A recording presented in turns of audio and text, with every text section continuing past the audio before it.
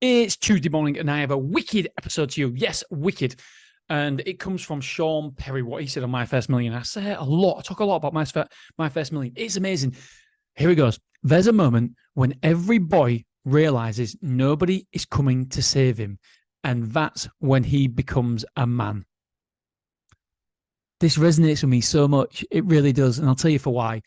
So I'm going to read it again, just so we're all on the same page. There's a moment when every boy realizes no one is coming to save him, and that, Jesus, right? There's a moment. I don't know why you all listen. Right? There's a moment when every boy realizes no one is coming to save him, and that's when he becomes a man. So you become a man when you know one occasion when nobody's coming to save you, and you need to man up. You need to do something about it. You need to take responsibility because there's nobody else. By the way, you can tell I was reading that because I can't read. When I try to read, not that bit, but when I was trying to read that sentence, it just doesn't come out right. So that's why I never normally read. Right. Never normally read to you, by the way. I have bullet points, and that's it, just to remind me what to say. And so here's a bullet point. I had a bookies. And in that bookies, there was a very, very, very aggressive man. He was, let's say, well known to law enforcement. And I have many of these, by the way, many of these. And the problem is, this man wanted some money off me because he lost, and he wanted to meet me somewhere. I'll be very, very vague because I don't want the guy coming back to me.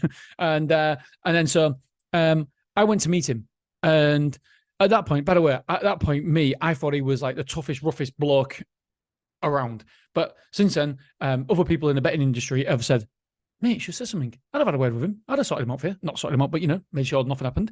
And basically, I had to go and meet him. At that point, on that occasion, I knew that nobody was coming to save me. For the first time in my life, I couldn't ask my dad's help. Because what's he going to do? My dad can't beat this guy up. and so I had to confront that situation on my own.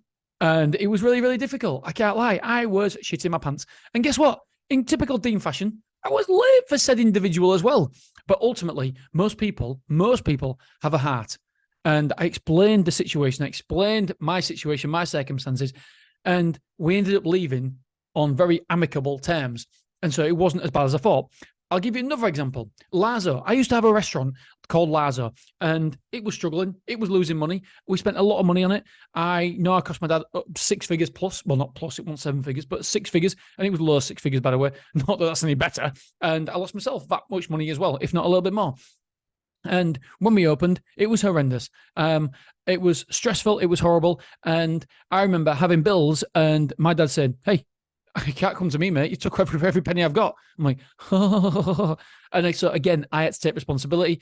Nobody was coming to save me. And something similar like that happened in storage as well, where I had a £60,000 bill. I had to pay in 14 days, and nobody was coming to save me. And so therefore, again, I had to take responsibility, had to earn money myself. And what did I do? I set up a company, a software company, and luckily we sold, I want to say 100 grand. I don't know if it's quite 100 grand, close to 100 grand in 3 months.